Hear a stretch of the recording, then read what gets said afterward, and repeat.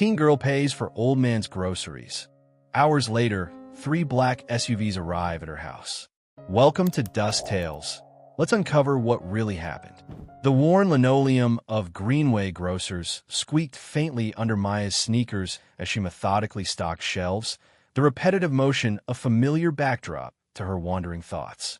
At 17, she was a whirlwind of quiet observations and unspoken dreams, juggling her final year of high school with this part-time job that helped her mother to make ends meet. Maya wasn't one for the spotlight. She preferred the edges, the quiet corners where she could watch the world unfold, her empathy a silent, active force. Today, a slow Tuesday afternoon, the store was relatively empty, save for a few apathetic shoppers and Mrs. Henderson, the perpetually disgruntled cashier whose sighs seemed to punctuate every transaction. It was then that Maya first noticed him. An elderly gentleman, his back stooped with the weight of unseen years, his clothes neat but unmistakably frayed. He moved with a slow, deliberate shuffle, his hands, gnarled like ancient tree roots, clutching a worn string bag. He picked out a small loaf of bread, a single can of soup, and a bruised apple from the discount bin. Maya, restocking a nearby display of pasta sauces, felt a familiar pang in her chest. There was a quiet dignity about him, a refusal to be defeated by whatever circumstances had led him to this meager selection. As he approached the checkout, Mrs. Henderson's already sour expression curdled further. "That all for you, Pops?" she asked, her voice a grating mix of impatience and disdain. The old man nodded, his gaze downcast. He fumbled in his pockets, producing a small handful of coins, his fingers trembling slightly as he counted them onto the counter. Maya watched from the end of her aisle, her heart aching. The coins, she could see even from a distance, weren't going to be enough. "Well," Mrs. Henderson snapped, tapping her acrylic nails on the counter. "I haven't got all day. You short or something?" The old man's shoulders sagged. I seem to be a little mistaken about the price," he murmured, his voice barely a whisper. His cheeks flushed a dull red. A businessman in a sharp suit, waiting impatiently behind him, let out an audible sigh and ostentatiously checked his expensive watch. Another shopper tooted loudly. The casual cruelty of their indifference was a physical blow to Maya. This frail old man, clearly struggling, was being treated like an inconvenience, a nuisance. Before she could even fully process the decision, Maya found herself walking towards the checkout. "It's okay, Mrs. Henderson," she said, her voice surprisingly firm. "I've got this." She pulled a crumpled $10 bill from her own pocket, money she had been saving for a new textbook, and placed it on the counter. "For his groceries." And, she added, meeting Mrs. Henderson's astonished, disapproving glare, "maybe add a small carton of milk and a couple of those bananas for him too, please." Mrs. Henderson looked like she wanted to argue, but something in Maya's steady gaze, or perhaps the sudden, uncomfortable silence from the other shoppers, made her begrudgingly ring up the items. The old man looked up at Maya, his eyes, a faded, watery blue, filled with a mixture of surprise, gratitude, and something else, something Maya couldn't quite decipher. A profound, weary sadness. "Oh, my dear," he whispered, his voice cracking. You don't have to. I couldn't possibly." "It's nothing, sir," Maya said gently, offering him a small, reassuring smile. "Everyone needs a little help sometimes." She helped him bag his groceries, the warmth of the small act a stark contrast to the cold indifference that had preceded it. As he turned to leave, he paused, his gaze meeting hers directly. "Thank you, child," he said, his voice imbued with a quiet dignity that transcended his worn clothes. "You have a kind heart. Don't ever let the world take that from you." And then he was gone, shuffling slowly out of the store, leaving Maya with a strange sense of warmth and a lingering question. Who was he?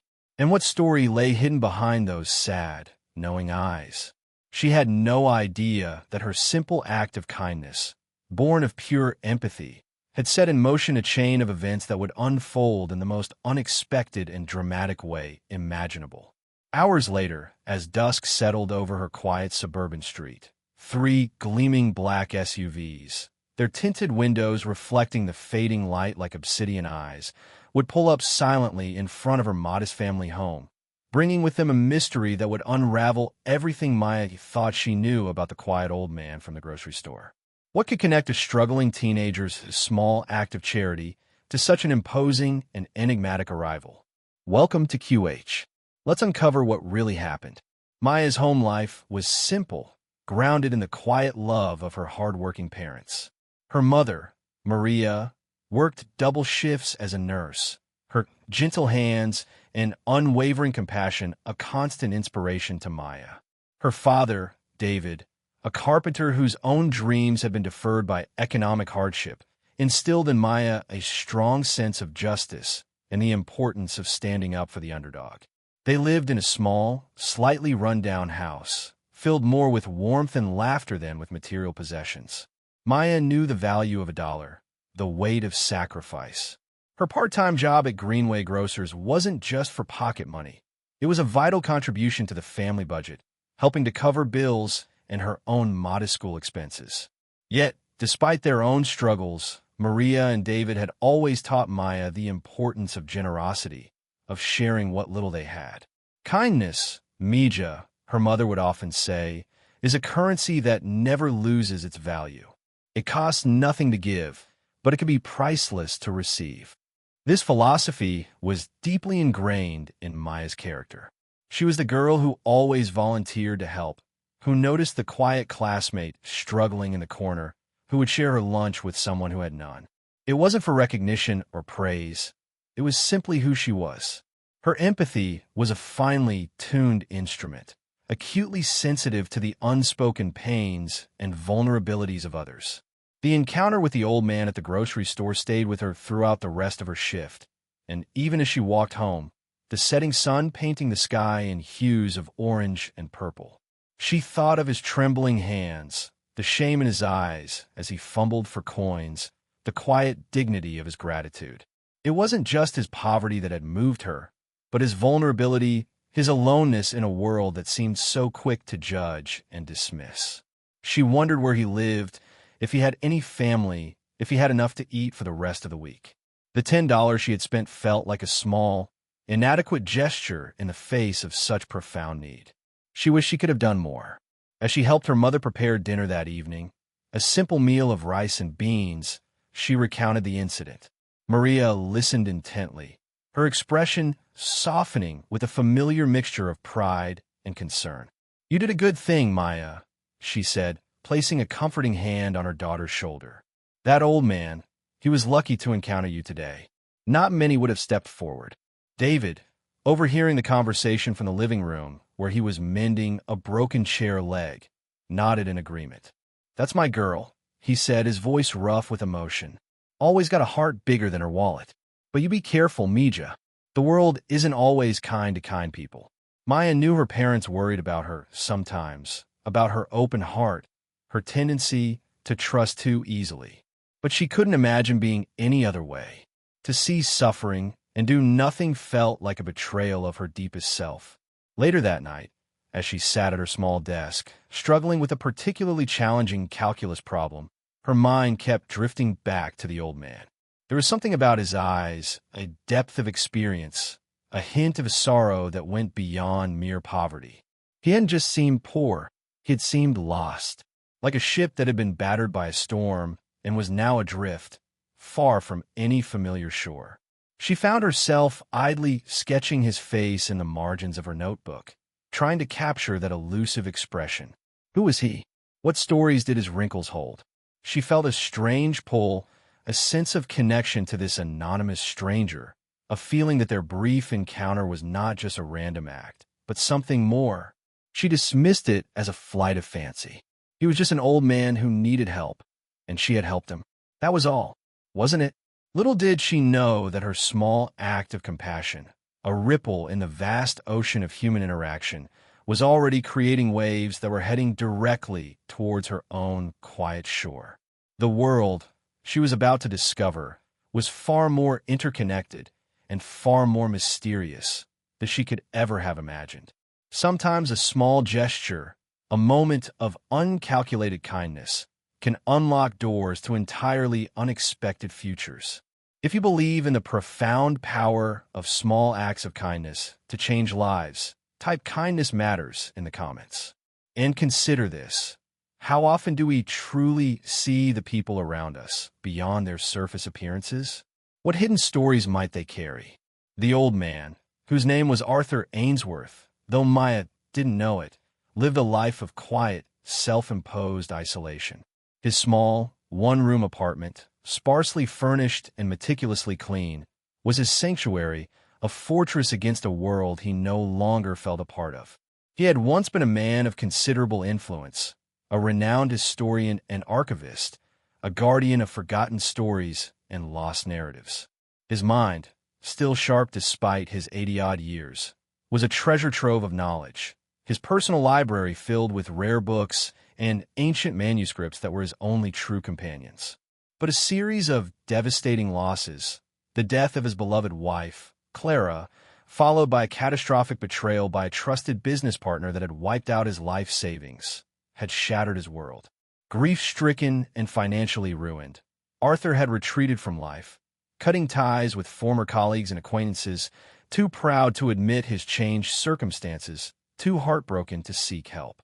He had slowly, inexorably, slipped through the cracks of society, his once distinguished career fading into a forgotten memory, his days now a quiet struggle for survival. The string bag he carried was not just a symbol of his poverty. It was a poignant reminder of Clara. She had knitted it for him years ago, a bright, cheerful thing he had used for their weekend trips to the farmer's market. Now, it held his meager possessions, a tangible link to a happier past. His difficulty at Greenway Grocers had not been an act, nor was it his usual state. A small, unexpected medical bill that month had depleted his already scant resources, leaving him with barely enough for even the most basic necessities. The public humiliation of being short of funds, of Mrs. Henderson's disdain and the other shoppers' indifference, had been a fresh wound to his already battered pride. He had been on the verge of simply walking away, of leaving the few items on the counter, when Maya had stepped forward. Her act of kindness, so unexpected, so unpretentious, had been like a sudden ray of sunshine in a long, dark winter. It wasn't just the money. It was the look in her eyes, the genuine empathy, the shared humanity, the complete absence of pity or condescension. She hadn't seen him as a vagrant or an old fool. She had seen him as a person in need, and she had responded with simple, direct compassion. That, to Arthur, was a miracle. He had returned to his small apartment that afternoon, the bag of groceries feeling like a feast. He had made himself a cup of tea with the milk Maya had bought him, eaten one of the bananas, and savored the simple loaf of bread.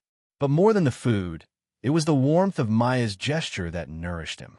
It had been so long since anyone had shown him such unalloyed kindness, so long since anyone had truly seen him.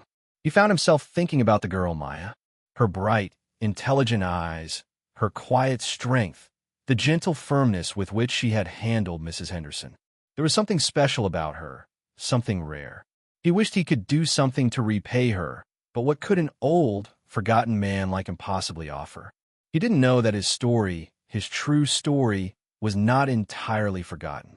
He didn't know that there were still a few people in the world who remembered Professor Arthur Ainsworth, the brilliant historian, the man who held the keys to so many lost secrets. And he certainly didn't know that one of those people, a former student who now occupied a position of immense power and influence, had been quietly trying to locate him for years, ever since Arthur had disappeared from academic life after Clara's death. This former student, a man named Julian Vance, now a renowned philanthropist and head of a powerful global foundation dedicated to preserving historical artifacts and knowledge, owed Arthur a debt he could never truly repay. Arthur had been more than just a professor to Julian. He had been a mentor, a father figure, the one who had believed in him when no one else did, who had guided him, inspired him, and set him on the path to his own extraordinary success. Julian had never forgotten, and he had never stopped looking for his old mentor. He had private investigators, discreetly searching, following faint, years-old trails. But Arthur, in his desire for anonymity, had proven remarkably elusive. Until perhaps now, a small, almost insignificant act of kindness in a grocery store, a young girl paying for an old man's meager purchases. It was a tiny ripple, but sometimes tiny ripples can travel very far and awaken very powerful currents. Arthur Ainsworth, lost in his lonely room, his heart warmed by a stranger's generosity, had no inkling of the forces that were about to converge, no idea that his long winter of obscurity was about to end in the most dramatic and unforeseen way imaginable. The universe, it seemed, had not entirely forgotten him either. The late afternoon sun cast long, apologetic shadows across Maya's quiet street as the three black SUVs glided to a silent halt in front of her house. They were an incongruous sight in a modest neighborhood of neatly kept lawns and slightly faded paintwork. Their tinted windows reflected the suburban scene like dark, impassive eyes, giving away nothing of their occupants or their purpose. Maya, who had just returned from an extra shift at Greenway Grocers, Mrs. Henderson had begrudgingly given her more hours after another employee called in sick, was in her small bedroom, finally tackling the calculus homework she'd abandoned the night before. Her mother was in the kitchen, humming softly as she prepared dinner, the familiar, comforting aroma of her cooking drifting through the house. Her father was due home from his construction job any minute. The first indication that something unusual was happening was the sudden, agitated barking of Mrs. Peterson's terrier from next door, a sound quickly followed by the curious, hushed voices of neighbors emerging onto their porches. Maya glanced out her window, her brow furrowing in puzzlement. Three identical, imposing black vehicles. Men in dark suits, their expressions serious, almost severe, were stepping out, their movements economical and precise. They looked like something out of a movie, Secret Service agents, or perhaps something more ominous. A knot of unease tightened in Maya's stomach. Who were they? And what could they possibly want here, in her ordinary, unassuming neighborhood? Maria, her mother, had also noticed the commotion. She appeared at Maya's bedroom door, her face pale, her eyes wide with a mixture of fear and confusion. "Mija," she whispered, "who are those men? Are they police?" Maya shook her head, her own mind racing. "I don't know, Mama. They don't look like local police." Just then, the doorbell rang, a sharp, authoritative sound that seemed to reverberate through the small house. Maya and Maria exchanged a frightened glance. David, Maya's father, chose that exact moment to arrive home, his work boots heavy on the porch steps. He too saw the SUVs, the men in suits, the anxious faces of his wife and daughter peering through the window. His expression immediately hardened, a protective instinct kicking in. "What in the world is going on here?" he muttered, pushing open the front door before Maya or Maria could stop him. Standing on their small porch were two of the men. They were tall, impeccably dressed, their demeanor formal but not overtly threatening. One of them, a man with silvering hair at his temples and eyes that seemed to see everything, stepped forward. "Mr. David Rodriguez?" he asked, his voice calm, polite, but carrying an undeniable undercurrent of authority. David, surprised they knew his name, nodded curtly. "That's me. What can I do for you gentlemen?" "My name is Alistair Finch," the man said, offering a discreet, leather-encased identification card which David hesitantly took. It bore an official-looking crest and the name of a private foundation David had never heard of. "We're here to speak with your daughter, Maya Rodriguez. Is she available?" Maya. They were here for her. The unease in Maya's stomach twisted into a cold dread. What had she done? Was this about the grocery store? Had she somehow gotten into trouble for helping the old man? Had Mrs. Henderson reported her for something? Her mind raced through a dozen improbable, terrifying scenarios.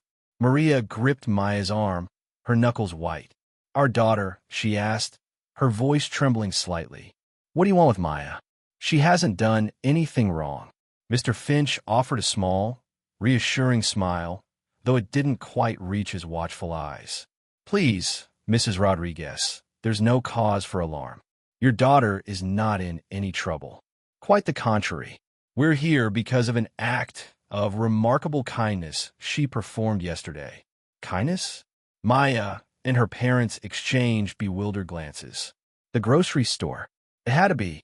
But why would that bring these formidable-looking men in these imposing vehicles to their doorstep? Perhaps, Mr. Finch continued, his gaze shifting to Maya, who was now standing nervously beside her father.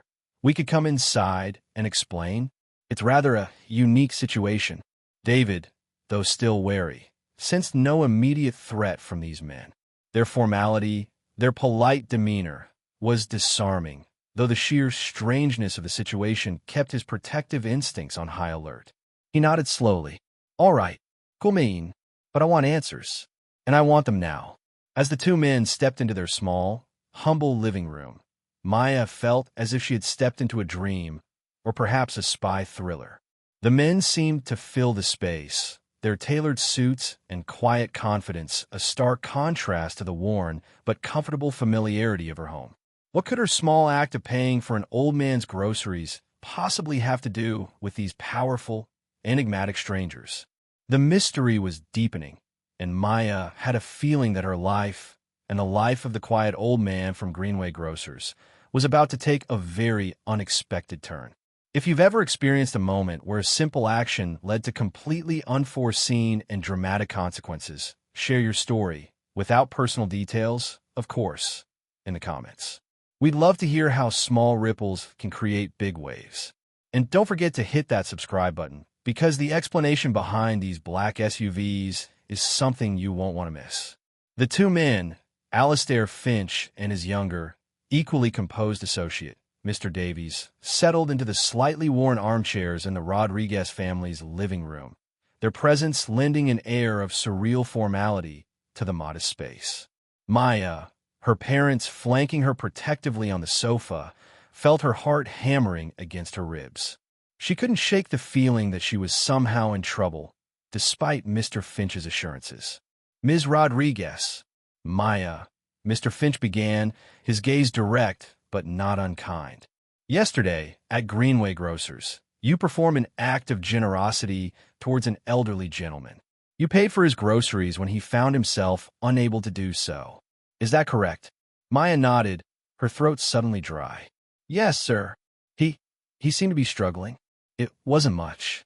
Perhaps not to you, Maya, Mr. Finch said, a faint smile touching his lips. But to him, and to those who care about him, it was significant, very significant. David leaned forward, his expression still wary. Who is this elderly gentleman? And what does he have to do with you and your foundation? Mr. Finch exchanged a brief glance with Mr. Davies before continuing. The man you assisted, Maya, is Professor Arthur Ainsworth. He is, or rather was, one of the world's foremost historians and archivists, a scholar of immense brilliance and integrity. He is also the founder and lifelong mentor of the Vance Ainsworth Foundation, the organization Mr. Davies and I represent. Maya's eyes widened in astonishment. Professor? Founder of a foundation? The frail, shabby old man from the grocery store? It seemed impossible. But he looked so poor, she stammered, then flushed, embarrassed by her own bluntness. Professor Ainsworth, Mr. Finch explained, his voice tinged with sadness, has for the past several years been living in reduced circumstances. After the passing of his wife, and due to a series of unfortunate financial betrayals, he chose to withdraw from public life, from his friends, from his colleagues. He is a man of immense pride, and he found it difficult to ask for help, even from those who owed him a great deal.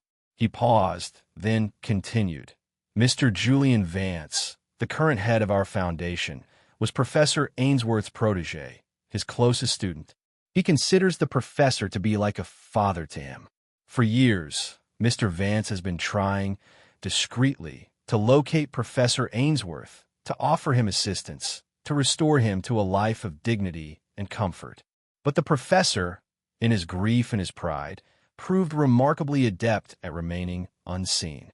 So how did you find him? David asked, his curiosity now piqued, his earlier apprehension beginning to fade. And what does this have to do with Maya? Mr. Finch turned his gaze back to Maya, a look of genuine admiration in his eyes. That, Mr. Rodriguez, is where your daughter's remarkable compassion comes into play. We have had private investigators searching for Professor Ainsworth for some time. They had recently narrowed their search to this general area, following a faint trail. One of our investigators, as it happens, was in Greenway Groceries yesterday afternoon, making discreet inquiries. He witnessed your daughter's interaction with Professor Ainsworth. Maya gasped softly. She had been observed. She hadn't noticed anyone watching. Our investigator, Mr. Finch continued, was deeply moved by what he saw.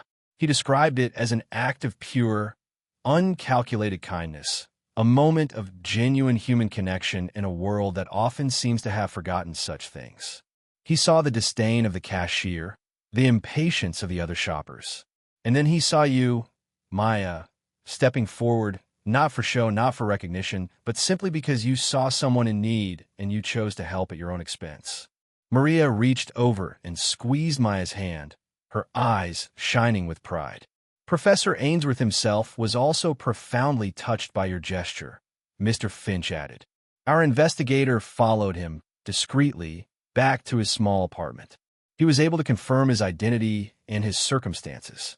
And when he reported back to Mr. Vance and described what your daughter had done, well, Mr. Vance was overwhelmed.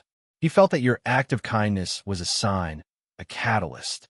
It was the first genuine warmth, the first moment of unsolicited compassion that Professor Ainsworth had apparently experienced in a very long time. He paused, letting the weight of his words sink in. Mr. Vance believes that your simple act, Maya, may have been the key to helping us reconnect with Professor Ainsworth, to offering him the support he so desperately needs but has been too proud to accept.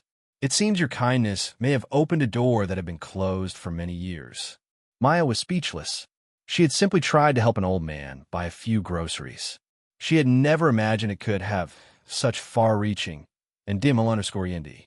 The two men, Alistair Finch and his younger, equally composed associate, Mr. Davies, settled into the slightly worn armchairs in the Rodriguez family's living room, their presence lending an air of surreal formality to the modest space. Maya, her parents flanking her protectively on the sofa, felt her heart hammering against her ribs. She couldn't shake the feeling that she was somehow in trouble, despite Mr. Finch's assurances.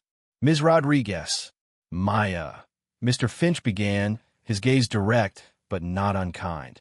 Yesterday, at Greenway Grocers, you performed an act of generosity towards an elderly gentleman. You paid for his groceries when he found himself unable to do so. Is that correct? Maya nodded, her throat suddenly dry. Yes, sir. He seemed to be struggling. It wasn't much. Perhaps not to you, Maya, Mr. Finch said, a faint smile touching his lips. But to him, and to those who care about him, it was significant, very significant. David leaned forward, his expression still wary. Who is this elderly gentleman? And what does he have to do with you and your foundation? Mr. Finch exchanged a brief glance with Mr. Davies before continuing. The man you assisted, Maya, is Professor Arthur Ainsworth. He is, or rather was, one of the world's foremost historians and archivists, a scholar of immense brilliance and integrity. He is also the founder and lifelong mentor of the Vance Ainsworth Foundation, the organization Mr. Davies and I represent. Maya's eyes widened in astonishment. Professor? Founder of a foundation? The frail, shabby old man from the grocery store? It seemed impossible. But he looks so poor, she stammered, then flushed, embarrassed by her own bluntness. Professor Ainsworth, Mr. Finch explained, his voice tinged with sadness, has for the past several years been living in reduced circumstances. After the passing of his wife, and due to a series of unfortunate financial betrayals, he chose to withdraw from public life, from his friends, from his colleagues. He is a man of immense pride, and he found it difficult to ask for help, even from those who owed him a great deal. He paused, then continued. Mr. Julian Vance, the current head of our foundation, was Professor Ainsworth's protege, his closest student. He considers the professor to be like a father to him. For years, Mr. Vance has been trying, discreetly, to locate Professor Ainsworth, to offer him assistance, to restore him to a life of dignity and comfort. But the professor, in his grief and his pride, proved remarkably adept at remaining unseen. "So how did you find him?" David asked, his curiosity now piqued, his earlier apprehension beginning to fade. "And what does this have to do with Maya?" Mr. Finch turned his gaze back to Maya, a look of genuine admiration in his eyes. "That, Mr. Rodriguez, is where your daughter's remarkable compassion comes into play. We have had private investigators searching for Professor Ainsworth for some time. They had recently narrowed their search to this general area, following a faint trail. One of our investigators, as it happens, was in Greenway Groceries yesterday afternoon, making discreet inquiries. He witnessed your daughter's interaction with Professor Ainsworth." Maya gasped softly. She had been observed. She hadn't noticed anyone watching. "Our investigator," Mr. Finch continued, "was deeply moved by what he saw. He described it as an act of pure, uncalculated kindness, a moment of genuine human connection in a world that often seems to have forgotten such things. He saw the disdain of the cashier, the impatience of the other shoppers. And then he saw you, Maya, stepping forward, not for show, not for recognition, but simply because you saw someone in need and you chose to help at your own expense." Maria reached over and squeezed Maya's hand, her eyes shining with pride. "Professor Ainsworth himself was also profoundly touched by your gesture," Mr. Finch added. "Our investigator followed him, discreetly, back to his small apartment. He was able to confirm his identity and his circumstances. And when he reported back to Mr. Vance and described what your daughter had done, well, Mr. Vance was overwhelmed. He felt that your act of kindness was a sign, a catalyst. It was the first genuine warmth, the first moment of unsolicited compassion that Professor Ainsworth had apparently experienced in a very long time." He paused, letting the weight of his words sink in. "Mr. Vance believes that your simple act, Maya, may have been the key to helping us reconnect with Professor Ainsworth, to offering him the support he so desperately needs but has been too proud to accept. It seems your kindness may have opened a door that had been closed for many years." Maya was speechless. She had simply tried to help an old man buy a few groceries. She had never imagined it could have such far-reaching and, frankly, unbelievable consequences. A renowned professor, a powerful foundation, private investigators. It was like something out of a novel. Her small, ordinary life had suddenly intersected with a world she didn't even know existed. The revelation that the quiet, elderly man from the grocery store was a distinguished professor, the founder of a significant foundation, and the long-lost mentor of a powerful philanthropist left Maya and her parents in a state of stunned silence. The modest living room, usually filled with the familiar sounds of family life, now seemed to hold its breath, charged with the extraordinary nature of Mr. Finch's story. David Rodriguez was the first to speak, his voice a mixture of disbelief and dawning understanding. "So, this Professor Ainsworth, he's really somebody important? And Maya, she just happened to be there?" Mr. Finch nodded gravely. "Professor Ainsworth is, indeed, a man of immense intellectual and historical significance, Mr. Rodriguez. His contributions to the fields of ancient history and archival preservation are unparalleled.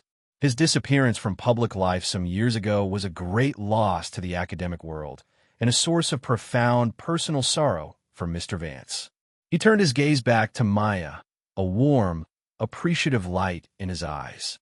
"And yes, Maya just happened to be there.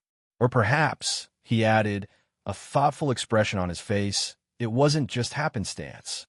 Perhaps it was a moment of serendipity, a convergence of need and compassion that has set in motion something truly wonderful." Maria, her eyes glistening with unshed tears, looked at her daughter with a new level of awe. She had always known Maya had a kind heart, a deep well of empathy, but she had never imagined that these quiet virtues could have such a dramatic impact on the world beyond their small community. "So what happens now?" Maya finally found her voice, though it was barely a whisper. "With Professor Ainsworth? Is he going to be okay?" Mr. Finch's smile was genuine this time. "Yes, Maya. Thanks in no small part to you, we believe you will be. Mr. Vance is already making arrangements. We have a team discreetly ensuring the professor's immediate needs are met, proper food, medical attention if required, a more comfortable and secure living situation. The primary goal now is to gently re-establish contact, to let him know that he is not forgotten, that he is still deeply respected and cared for, and to offer him, without pressure, the opportunity to re-engage with the world and with his life's work, should he choose to do so. And why are you here? Maya asked, still struggling to comprehend her role in all of this. Why tell us all this?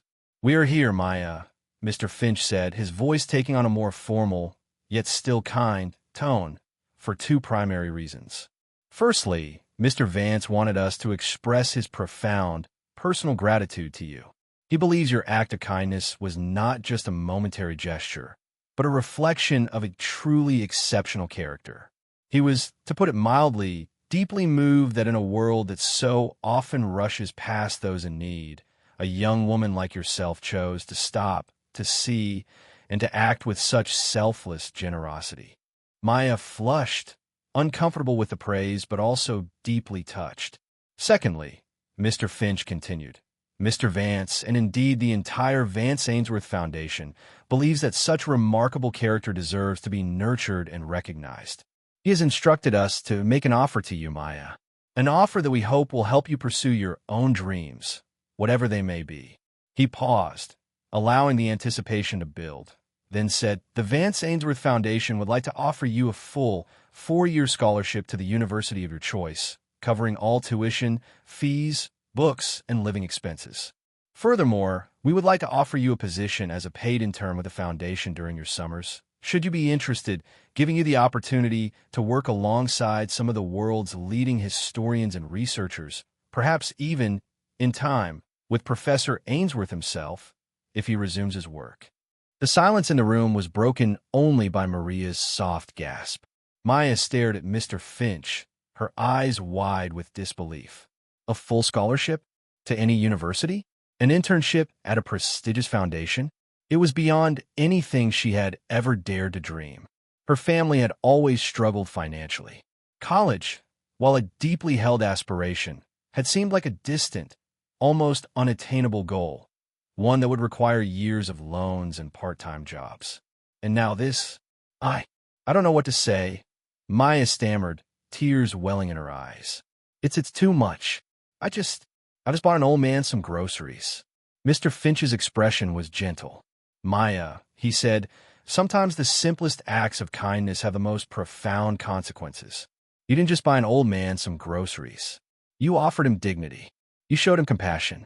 You reminded him, and us, that goodness still exists in the world. And that, my dear, is priceless.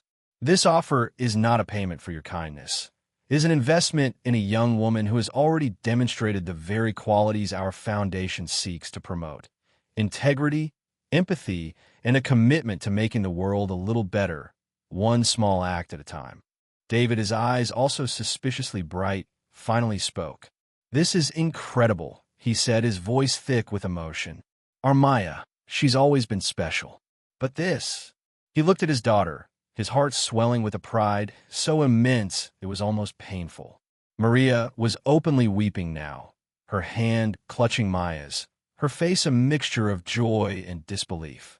Maya herself felt as if she were floating, her mind struggling to process the enormity of what was happening. Her life, her future, had just been irrevocably changed, all because of a crumpled $10 bill and a moment of instinctive compassion. The 3 black SUVs parked outside her house no longer seemed ominous.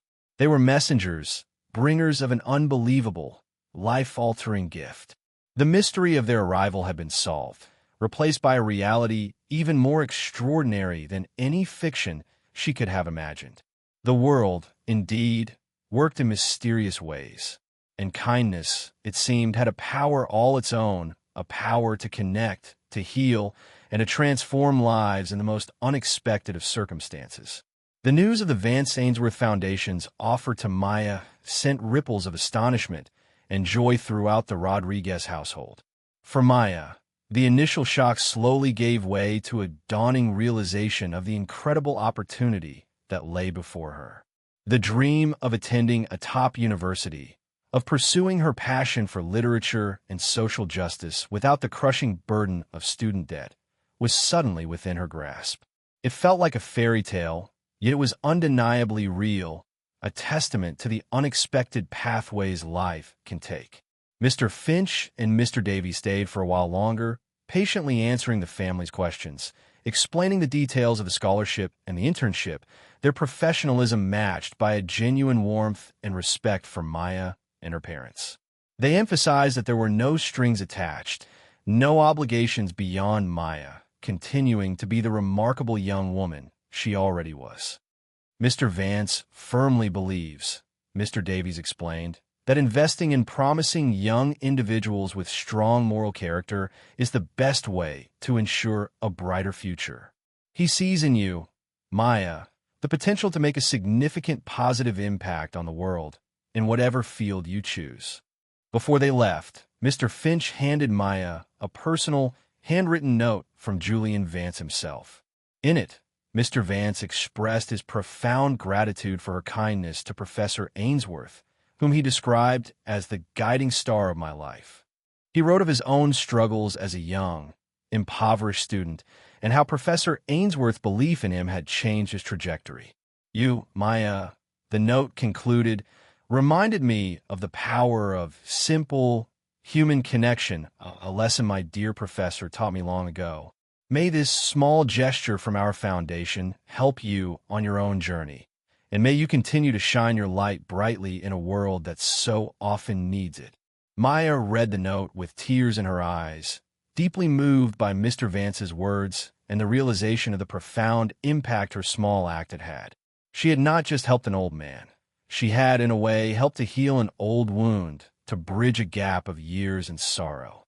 In the days that followed, as the reality of her good fortune began to sink in, Maya found herself reflecting on the events with a new sense of wonder and responsibility.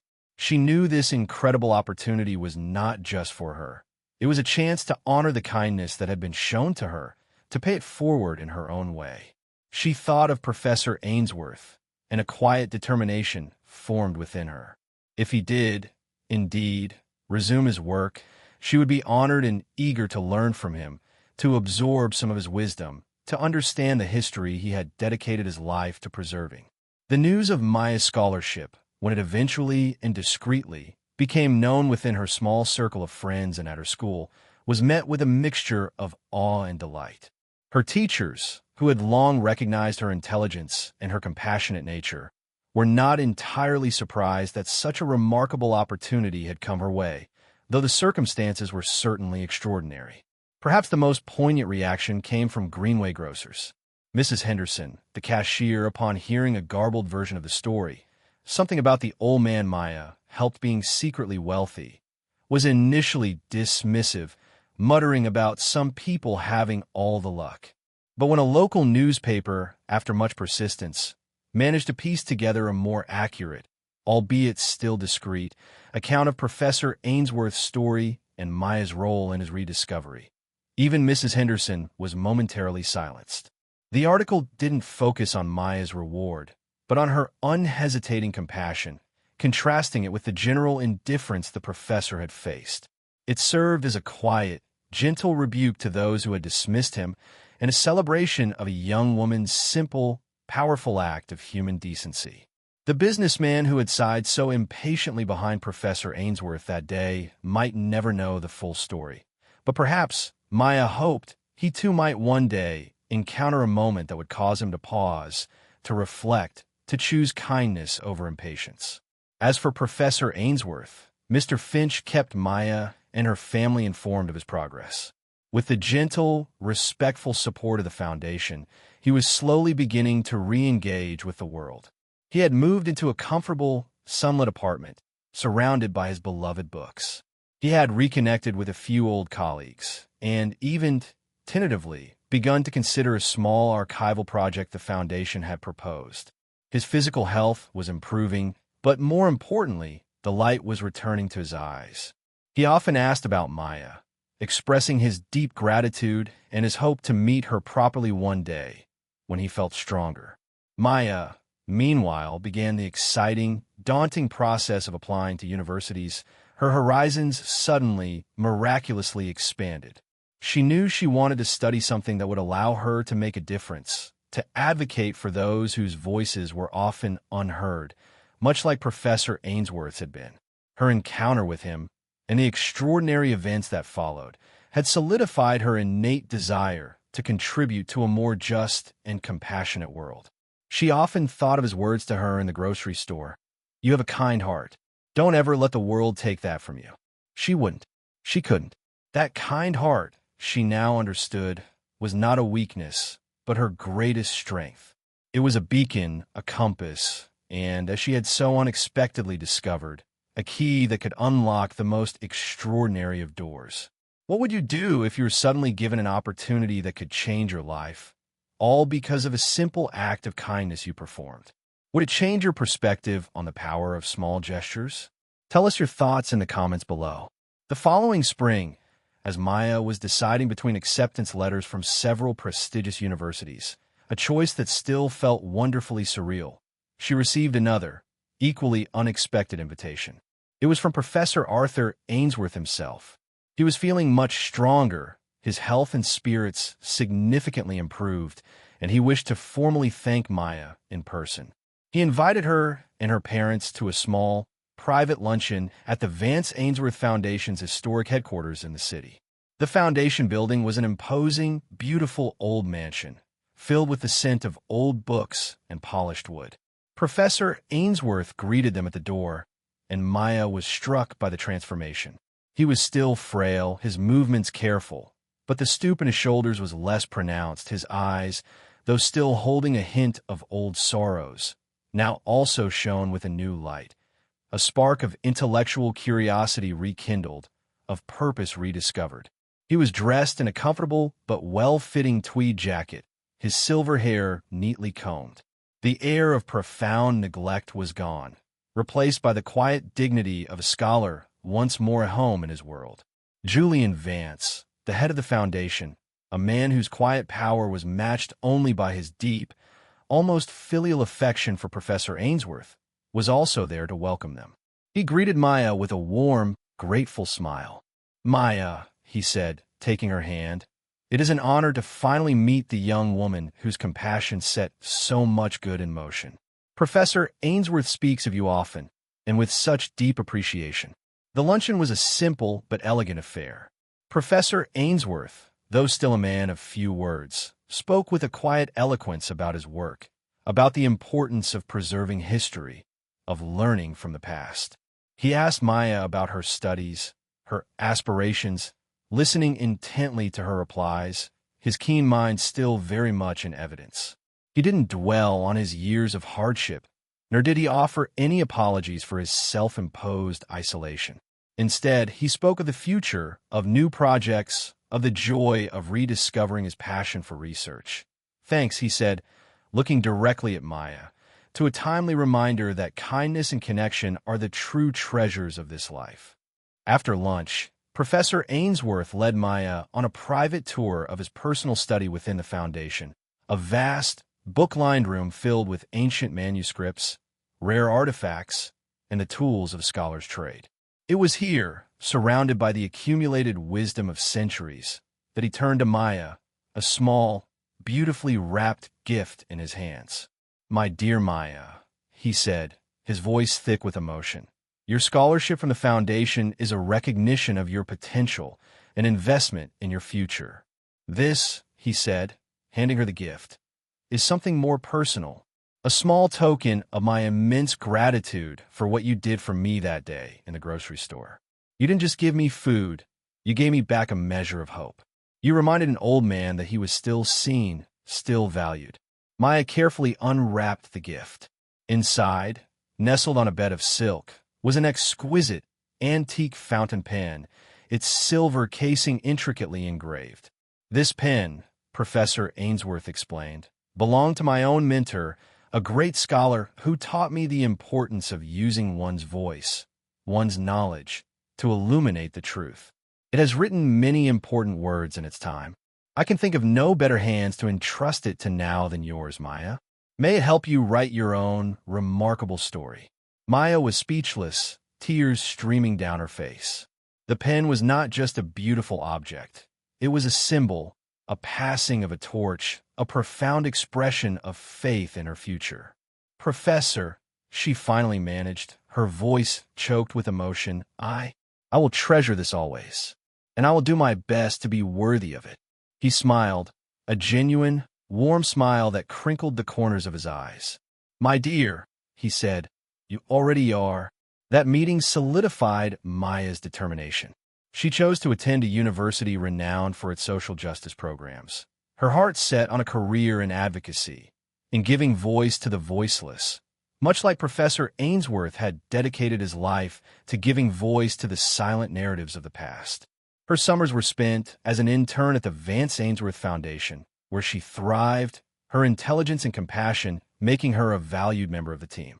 She worked on projects that range from archiving newly discovered historical documents to developing educational programs for underserved communities. And sometimes, she would have the immense privilege of assisting Professor Ainsworth himself. With renewed vigor, had embarked on a new research project, his brilliant mind once again engaged in the work he loved. The story of Maya and Professor Ainsworth became a quiet legend within the Foundation, a reminder of its core mission and the unexpected ways in which human connection can spark profound change. The three black SUVs that had once seemed so ominous to Maya became, in her memory, symbols of an incredible, life-altering journey, a journey that had begun with a simple act of kindness in a grocery store. It was a testament to the truth that one person, no matter how young or seemingly insignificant, can make a difference, and that compassion, offered freely and without expectation, can indeed change the world, one small, heartfelt gesture at a time. The echoes of that day continued to resonate, a quiet melody of hope and human decency in a world too often filled with noise and indifference. Years passed. Maya excelled at university, her passion for social justice fueled by her experiences and her ongoing connection with Professor Ainsworth and the Vance Ainsworth Foundation. She graduated at the top of her class. The antique fountain pen Professor Ainsworth had given her a constant companion, used to write essays, research papers, and countless letters advocating for those in need. Her internship at the foundation had blossomed into a full-time position after graduation. She became a driving force behind their new community outreach initiatives, developing programs that brought historical education and archival resources to underserved schools and communities, ensuring that the lessons of the past were accessible to all, not just a privileged few. She often drew inspiration from Professor Ainsworth's own life, his dedication to uncovering forgotten stories, his belief in the power of history to illuminate the present. Professor Ainsworth, in his later years, found a renewed sense of purpose and joy, not just in his research, but in mentoring Maya. He saw in her the same spark of brilliance, the same compassionate heart that his own mentor had once seen in him. Their relationship, born of an unexpected encounter in a grocery store, became a deep and abiding friendship, a testament to the enduring power of human connection across generations. He lived comfortably, surrounded by his beloved books and the quiet hum of intellectual activity at the foundation, his days filled with purpose and companionship. He never forgot the darkness of his years of isolation, but now, that darkness was offset by the bright, unwavering light of Maya's presence in his life and the knowledge that his life's work and his legacy of kindness would continue through her. The story of their meeting, of Maya's simple act of generosity, was sometimes shared at foundation events, not to laud Maya, who always remained humble, but as an example of the foundation's core belief, that true value lies in character, in compassion, and in the quiet courage to make a difference, however small. It became an illustration of how even the most prestigious institutions can be reminded of their fundamental human purpose by the most unassuming of individuals. Greenway Grocers, under new management after Mrs. Henderson finally retired, her disposition never truly improving, even instituted a small Maya's Kindness jar, at each checkout, where customers could donate spare change to help those who found themselves short. A quiet, local legacy of that fateful Tuesday afternoon.